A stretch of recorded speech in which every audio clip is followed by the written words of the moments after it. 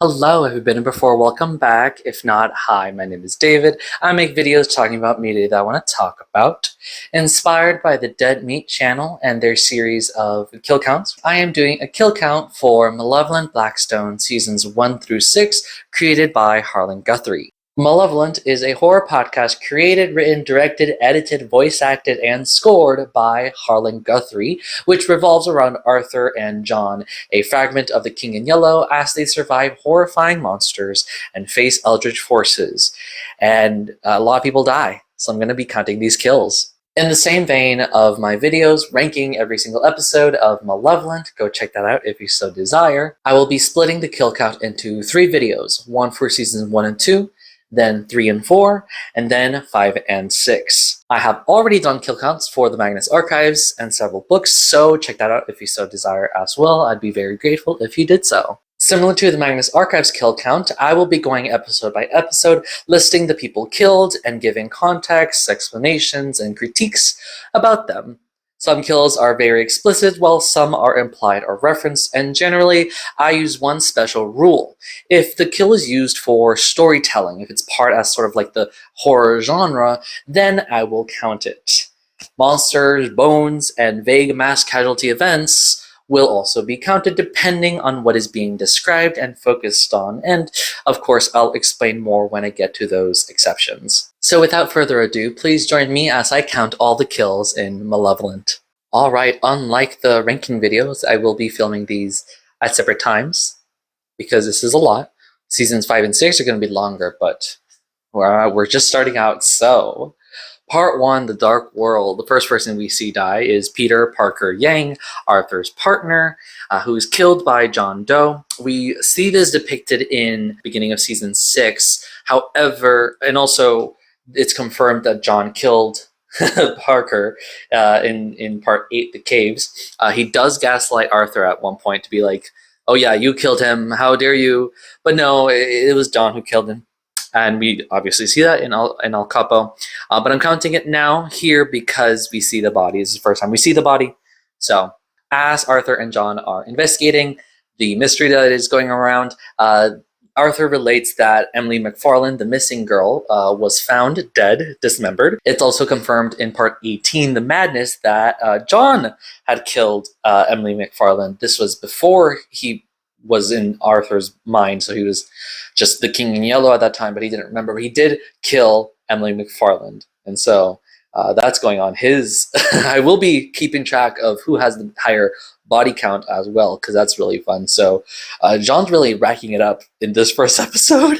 And then as they go into the Pelican Lane house, they do find 2 dead bodies in the hidden room. So I can count Antoine, who was killed by Henry McFarland, and then Henry McFarland, who self-sacrificed to kill Shub-Nigrath. I believe there is mention, obviously, that they are in a struggle. One of them killed the other, and the other one died in some other way. It is confirmed in part 8, The Caves, that's both of the bodies there. And then it's also confirmed in Intermezzo that Henry McFarland died to kill Shub-Nigrath. But we don't know about Shub-Nigrath yet, and we'll get to that eventually. But yeah, I can count these 2 bodies. They've long been dead. Not how long, actually. I should look into that. They've been dead for some time. And so we can say, I think it should be Antoine and Henry there, because that's where everything that ended, that location in Pelican Lane. So we got those bodies. Part 2, The Missing Girl. We have Eddie, who is killed by John again. Congratulations, John. That's your 3rd count in 2 episodes. And this was confirmed in episode 26, The Bedrock, because again, John sort of, at this point, gaslights Arthur into thinking he killed Eddie, but at this moment, John and Arthur were fighting Eddie, and Arthur was having a conniption, and I guess he lost some sanity, and so he lost the ability to use his hand, so John strangles and kills Eddie. So there's that. Hello, David from the future. I've just finished recording the kill count for seasons 3 and 4. I realized that I did not count Delphine Cummings in the 2nd episode. I forgot to do that. I very much apologize. Delphine Cummings. So Arthur and John discovered the address for the Cummings residence, Roland Cummings' house, through mail sent to Delphine Cummings, Roland Cummings' wife. And when they go investigate Roland Cummings' house, there's a neighbor there who says that Delphine was found dead in the freezer. We don't know who killed her, and Roland disappeared soon after, which will get to us to where he went. And then Amanda Cummings left after that. So I forgot to count Delphine. I will be counting her now. So that'll mess up some of the gender and number rankings, but I'll address that in the final count when I get to it. And then as they are leaving to, I think it was Harper's Hill, right? Yes. They encounter the car that's just empty, and they chase the lady into the forest, and they find an unnamed woman. I assume it's the driver of the car that they found parked, killed, most likely by the old lady that is holding the baby. Don't know why any of that is happening, obviously, but that's a body. Part 3, the mansion. At the end of the first episode, Arthur and John are fleeing from the old lady, and she gets in the car and has them crash. And the beginning of this episode, we see that there was a driver in the car that crashed, unnamed, there's no gender, but it is confirmed that the driver died. Arthur asked, "Where is the other car?" And John, the entity, said, "It's all over the place." Arthur asks, "And the driver?" And then the entity says, "All over the place as well." So that's really fun and horrifying. And that sucks. And then once they get into the Stanzik mansion, there is a dead woman in a bed that we can count. I assume she might be the Wraith. I'm not fully sure. And then there was also a man, I'm assuming also part of the Stanzik family, a body, also found in the mansion, though no explanation is given to who he is or how he died. I assume also killed by the Wraith, but I don't quite know. There's just a body that they walk over. And then at this point, they do trap the Wraith and free it, so it did not die. There's a whole discussion about that. In part 4, the voices, we can count Samantha Holman, who is just a shriveled head that Kellen holds, killed by Kellen, because she was a Vanguard? No, she was hosting the Vanguard. I forget what the term is. We learned it all in season 5. In part 31, The Nightmare, we got her name confirmed, Samantha. I think Lilith/Scratch uses it to torment Arthur. Her name's Samantha. She was killed by Kellen, and he has her head in a cage in the river, just decomposing. And then Samantha turns into the Vanguard that turns into York. So that's really fun. And then we can count Kellen Holman himself, who was killed by Arthur. It was sort of ambiguous because Arthur was able to stab him in the neck, and then he sort of left him bleeding out at the dock as the house was setting on fire. And then there's like a handful of other moments after that where Arthur's not fully sure if he died. It is confirmed in 31 The Nightmare with Scratch confirming that he was killed there. But we also witness, if that didn't happen at least, we also have in season 6 in the Dark World, Arthur finds Kellen, dead. And so we can confirm now that Kellen died in this episode.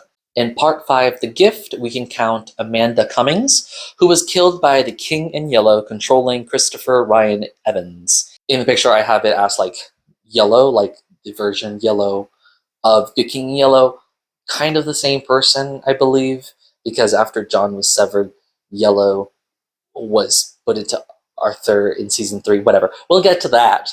That's the picture I have for the King in Yellow. But anyways, Amanda was killed. I would count only Christopher Ryan Evans because it was by proxy through the King in Yellow, but I'm just going to count it as a kill by the King in Yellow because that's really fun. Also, there's no resolution for Christopher Ryan Evans because I guess he was actually arrested for her murder, but there's no resolution about that.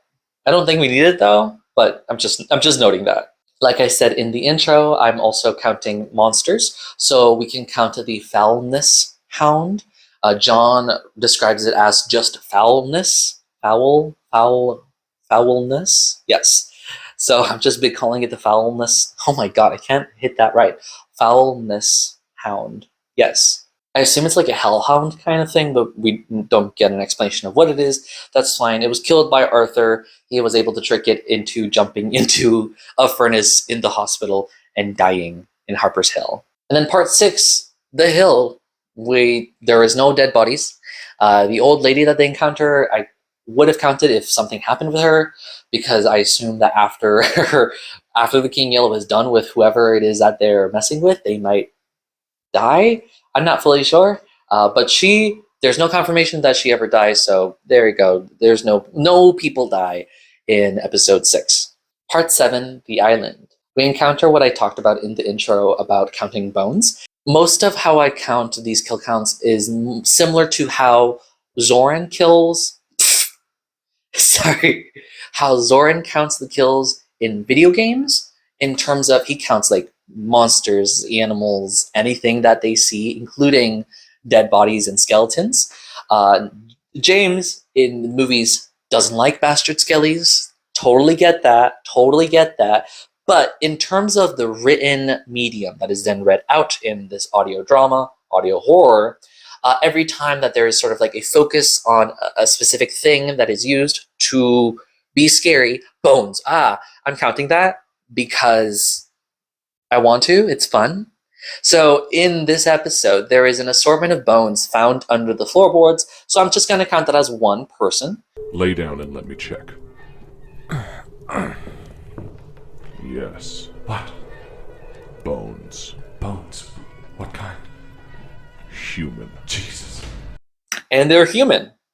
So I'm counting them. And then we can also count the French lighthouse keeper who was killed by the monsters in the fog. I was tempted to count it as killed by Arthur because it was Arthur's negligence that led to his death, but he could have survived if Arthur acted, and or if the lighthouse keeper could have done something else or something. The lighthouse keeper was definitely killed by the monsters in the fog. We don't know what's in the fog, but he was definitely killed by those. So Arthur's not gonna I'm not gonna blame Arthur for his death here. He might blame himself, but I'm not. Part 8, The Caves. I really like this episode because there's a lot of lore presented here, given to us by Amanda Cummings, writing to, I think it was, Anna Stanzik, or Sarah. Amanda calls herself Sarah.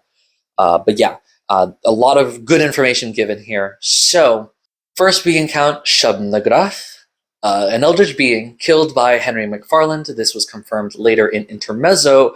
Part of the reason why Kane is doing his old plan later in the show is because of what happened to Shub-Niggurath, who was killed in this reality and so erased from all existences in other realities. Wow, that's really cool. That's a really cool concept. I've never seen that before. And so I'm counting Shub-Niggurath here as like dead. One entity, one monster. And then we can count the widow. Arthur found a widow that had built the house next to the devil's graveyard in the island by herself, and then was ensorcelled by Antoine, who wanted to summon Shub-Niggurath.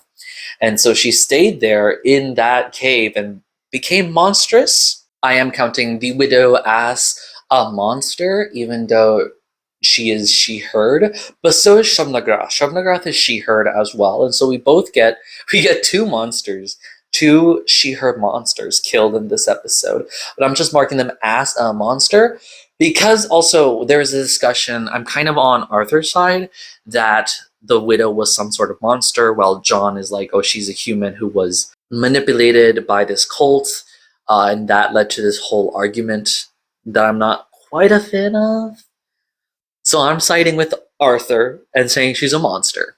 Part 9, The Boat. Arthur here is arrested by two policemen who first wanted to arrest him because he stole a boat, which he used to get to the island and to the lighthouse. But then he's found above the dead body of the French lighthouse keeper. So they arrest him for murder.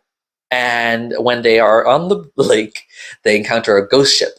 And on the ghost ship, a lot of bad stuff happens. First, we can count Officer Colin Buckhart, who was killed by Officer Mitchell Caldwell. That's, I forget who had which accent. One had like an Irish accent, one had like a country accent, I believe. I forget, I believe Colin had the Irish accent? No, the Southern accent. It doesn't matter. It doesn't matter because he died. He was shot by his own partner because he went crazy. Then we can count 2 unnamed soldiers with their eyes gouged out. This was a really fun moment because Arthur finds them and he smells the gore and he throws up. Notably, there is no mention of what happened to the captain, so I cannot count the captain of the ship, even though there's a lot of evidence that he may have killed them. But I'm not sure. There's not enough information to say if the captain had killed these 2 unnamed sailors and then what happened to him. So just leaving it ambiguous. There's just eyes gouged out. Then we have an unnamed diver who I believe is killed by the eye monster inside Lake Crawford. Like his body was like bisected in half. And so I don't see what else could have done that unless there was like a shark. There's no mention of sharks, so it might have been the eye monster. I don't know. Either way, that's a dead body in the lake. I believe also specifically male. And so then Arthur takes off the suit and puts it on himself.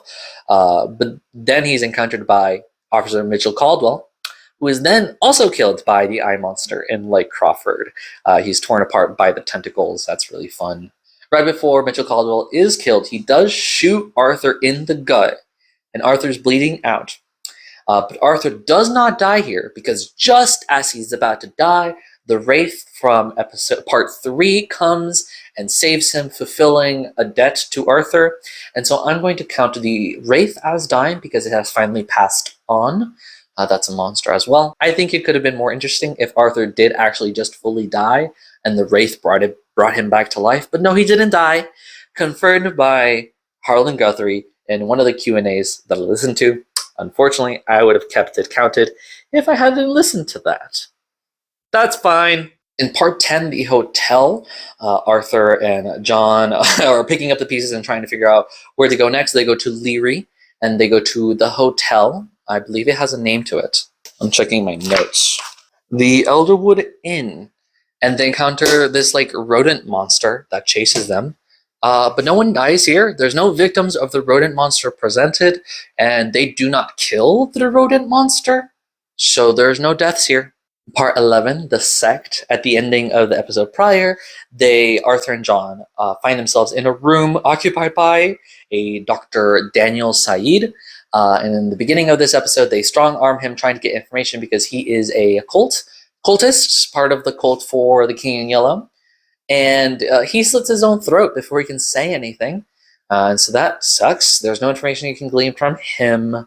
And then we can also count a victim of the monster spider that chased Arthur and John. John says that the webbing is strung from wall to wall. Bones litter the floor. The gaunt faces of animals and humans, drained of all life, dotted the gray webbed walls. This is a tomb. I'm only going to count one human here, neutral gender, because of this description. I'm not going to count the animals, obviously, because that would be like one animal here and then like a deer that the spider was eating. Not going to count those, just going to count the one spider victim. I assume there's a lot more, but if there was more description about the bones, maybe I could have counted more, but it is what it is. And in part 12, the end, we can count 2 dreamers who died in their sleep. Arthur and John encounter one of them who is a male who is sleeping, and they touch the body and see that he just fell asleep and died. And then they go into a different house and see another dreamer that is just they, them, so neutral gender. And there is more suggested, but there's none that are focused on. Like there are other buildings mentioned where there are other dreamers as well, but there is no definite count as to how many other buildings there are. There is no definite idea of how many dreamers there are, so I'm just going to count the 2 dreamers that Arthur and John, or that John at least, saw specifically. I'm going to say this now because I'm probably not going to remember to do it in the next 2 recordings. But when I'm just going to transition straight over to the next season. So we're going to start season 2. This first crop of episodes is 20 total episodes. And then season 3 and 4 are 23 episodes, and then 5 and 6 are also 23. But I'm just going to go straight to the next seasons once we do that crossover. Just it's smooth like that. I have it smooth in my notes like that because I'm doing these in these sort of like block episodes, etc. Part 13, the Dreamlands. We can count a winged creature that was killed by a devil spawn. In the audio, we can hear. Listen.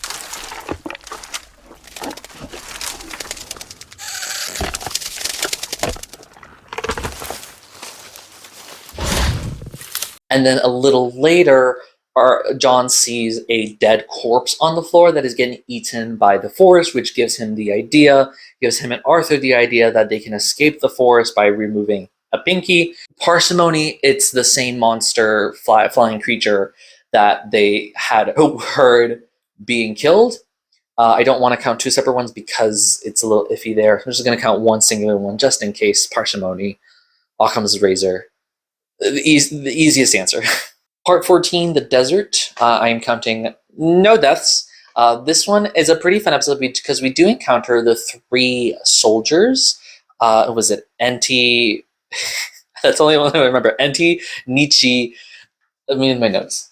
We confirm in part 25, the cracks, that the three soldiers are called Erwin, Nietzsche, and Enti. But we never get a description of how they die or when they die. We never see it happen. We just see the three floating ghosts happening, and then like a mention of them later in the season, in the series. So I cannot count these three soldiers as having died because we've only ever encountered them being dead. So Part 15, the storm. We can count Thoreau for the first time, who drowned in a bathtub. We witnessed this in a memory. I'd be inclined to count it when Arthur confirms that Thoreau died drowning in a bathtub a little later, a few episodes later. However, because we hear it in the memory, I'm going to count it as we witnessed the death. It's like a flashback. Thoreau dies this episode. And then we can count the boltworm of the Benazic Desert, which was killed by Arthur, exploded by a drum of old oil, or what was it? Fuel, that's it. He exploded it with a bomb. And we got the name confirmed in episode 37, The Farm. Oscar is reading the bestiary and notes the boltworm. And this worm that attacks Arthur obviously cannot, it's not a Pokemon, so it's not saying its name, but it does have like electric powers, and so Boltworm of the Benazic Desert, that makes sense. Is it Benazic or is it just Nazic? I should have checked the pronunciation. The bloody boltworm of the Benazic Desert. Yes. Boltworm. 16, the path. We have an unnamed man that was killed by the hungry moss. John says it might be the man from the boat. Arthur says, God damn. John says the flesh has been stripped away from his body. So we get the gender. They go into the caves, and then there's like a moss, and the moss is trying to kill Arthur. So Arthur escapes after John sees a body. So gotta count that. Part 17, the fall. So I was thinking of counting at least one or two to represent the gore that is in the Gug's lair, but there's very, very little information as to what it is that is down there, and it's too abstracted from actual bodies to count, so it's just general gore, and I'm not going to count any bodies for that. But I will count the Gug itself that Arthur killed. The name was confirmed in part 52, The Wager. I believe Lilith is like, I'm so surprised you were able to survive the Gug. So we have the Gug. Add on to the list. Thank you, Arthur, for killing it. He threw a Molotov cocktail to it, and then when it was on fire, it ran into the pool of water, and then they dropped a boulder on top of it so that it would die. Really smart way, I would say. Oh, and this is also when Arthur tells John that he had a daughter who died in the bathtub, who he, through his neglect, let die, but I'm counting it for when we actually first saw her drowning. In part 18, the madness, in a prior episode, I believe it was the desert or the storm, they find this like apartment block that sort of was just transplanted from, it feels like, Arkham. They also find in the path supplies from like grocery store in Arkham, and in that apartment from Arkham there was a letter addressed to Roland Cummings, written by a Frank Underhill. And so Arthur and John are focused on like, where would Frank Underhill be? They think that they find evidence of him in the path before they fall into the Gug lair. And then in this episode, Arthur hears this other voice that leads him to this room that has like a table, and underneath the table is a desiccated body. And so it may be Frank Underhill, not fully sure. I'm going to say it's Frank Underhill because we don't get a resolution about Frank Underhill besides this. And he died from exposure. It's the corpse under the table. And then Arthur keeps hearing a voice who says it's Frank Underhill, who like transcended or becomes like this spirit or whatever, and is wanting to guide Arthur. In reality, it's the King in Yellow manipulating him using Frank's voice, but just parsimony. Again, the body under the table is Frank. Part 19, the prison. Will not be counting anybody here. I will be counting Mr. Faust in a later episode. We just see his bones. It could be very well implied that they just found bones there and called it Mr. Faust. I thought that at first, but then the further discussion was like they knew who Mr. Faust was, but I will be counting Mr. Faust later. And then finally, part 20, The King. Again, part of my introduction, the mass casualty events. At times there will be this huge mass casualty event, and perpetrated by usually the same person. And depending on what is being described, I will be able to count bodies, right? And I'm just going to say straight off, all of these bodies for the next few kills will be killed by Cain, Nyarlathotep. First, they find just a head, an unnamed head, so that's one person. And then we have unnamed bodies that was also killed by Cain. John says, Arthur, there are bodies everywhere. So that's going to be one. Okay, that's like, every line that specifies something, I will count a thing, because that's as if going from one shot to another shot to another shot of a body, right? Even though John says there are bodies everywhere, I'm just going to say that bodies everywhere counts as one unnamed body. Yeah? And then we get 3 unnamed bodies, also killed by Cain. John says something has torn the limbs off of a corpse before us and thrown against the side of the building. There are heads skewered on what looks like to be lampposts, and people are gutted in the streets, their torsos removed as if they've been dragged across the stone pathways. So limbs off a corpse, heads skewered, there's multiple heads, I can only count 1, and then people are gutted in the streets. People is very vague, so that's just 1. So that's 3 people in this one paragraph that I can count, at least. And then there's 3 more bodies killed by Cain. John says, everyone is around us. It's totally vague, so that's just 1 body. As if they were trying to escape, the wall of the building next to them has fallen onto a group. That's too vague as well. That's another 1 body. Their heads have broken open before them. That's another description, so that's 3 bodies also killed there. Do you see what I'm getting at? You know, the descriptions, that little details here and there that I can have at least 1 body. After this horrifying description of the destruction of Carcosa, this is Carcosa, the city. It's a famous city in King in Yellow mythos. Arthur and John encounter Cain playing a piano covered in blood. Whose blood? We don't know. I cannot count just blood. That's not enough for me to count bodies. However, while they're talking to Cain, Cain does step over a headless corpse. Now that I think of it, that might have been the head that they encountered in the first place, but I cannot with good consciousness say that there's the same body, so, because there's a lot of decapitated heads here. So the headless corpse most likely is not connected to the bodiless head that Arthur and John first encountered. But anyways, Cain does step over a corpse, and that's noted, so that's one body. And then after this, any sort of all the discussion after with Cain, there's no other descriptions of any more bodies. But if you heard something that I missed, please let me know. There's a lot of detail here. And finally, we can count Lily, the buopoth, killed by John. I did not know it was called a buopoth. It was just some sort of like cow monster thing. I will shout out Sunny Star Studios on TikTok, who commented on one of my videos and said that Lily is a buopoth. This is what it looks like. That's cute, I guess. So shout out to them for helping me with knowing what Lily is. Also mentioned that the glowing creature in part 16, the path, and then they see it in 18 the Madness, right? Yeah. The growing creature is also called the lamp-eft. Both the buopoth and the lamp-eft, that's a lot of sounds, are actual Cthulhu Mythos monsters. So that's really cool. I would not know that. So thank you again to Sunny Star Studios. So future me forgot to update the statistics after Delphine. I forgot to talk about Delphine. And so I'm just going to do it now. This is the second version of the future. You're getting multiple versions of me in the future. That's fun.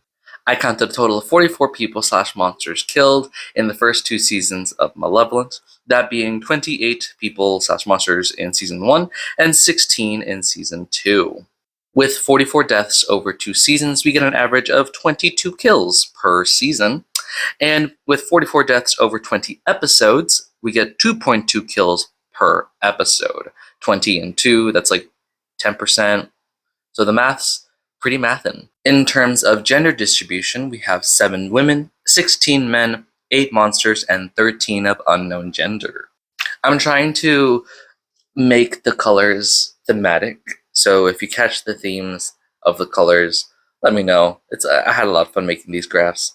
Like I said, I'm keeping track of the individual body counts for specific characters. So John has 4 confirmed kills, that being Parker, Eddie, Emily McFarland, and Lily, who he killed as a mercy kill. And then Arthur has 5 confirmed kills, that being Kellen, the Foulness Hound, the Widow, the Boltworm of the Biznak Desert, and the Gug. And Cain has 9 confirmed kills. All of those kills, the vague number of bodies destroyed in Carcosa. There's only 9 that I can actually point out that died in Carcosa, even though it was a mass casualty event. But that's fine. Hello, David from the future. Again, I completely forgot to also do the Best Bookmark Award and Skip Scene Award. If you know about Kill Count from the Dead Meat channel, they award the Golden Chainsaw and the Dull Machete kills to their favorite kills and least favorite kills, respectively. And so I didn't want to do the same, award, but I just changed award. And because I am doing like book kill counts and like podcast kill count, I did, Best Bookmark Award for my favorite kill, and least favorite kill is Skipped Scene Award.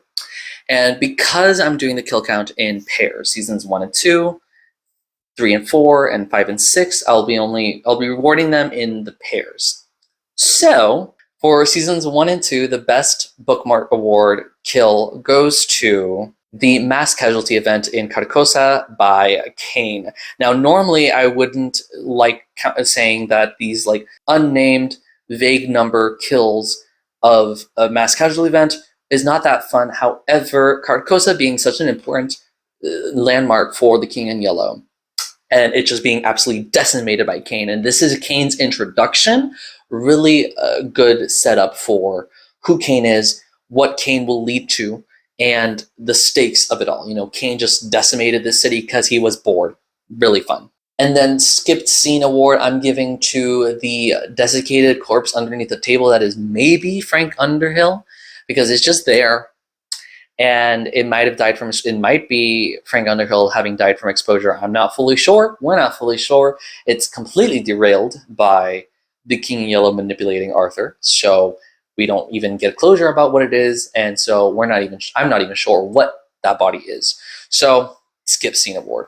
Like these 2 seasons for 3 and 4, I will be doing a summarized version of the kills in the 2 seasons, and then a running total of seasons 1 through 4.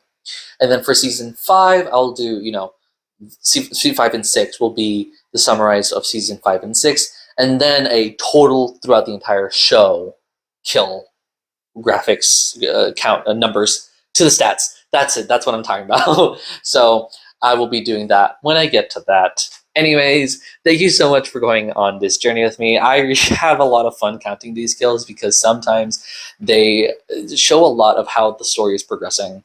And also, the writing style changes depending on what I'm counting and what show I'm counting. And so the Malevolent is Harlan Guthrie's writing about deaths is really specific, and I really like that. So thank you so much for watching. Don't forget to like, comment, and subscribe. Share with your friends. Let me know what you think. Don't forget to be passionate, and I'll see you later.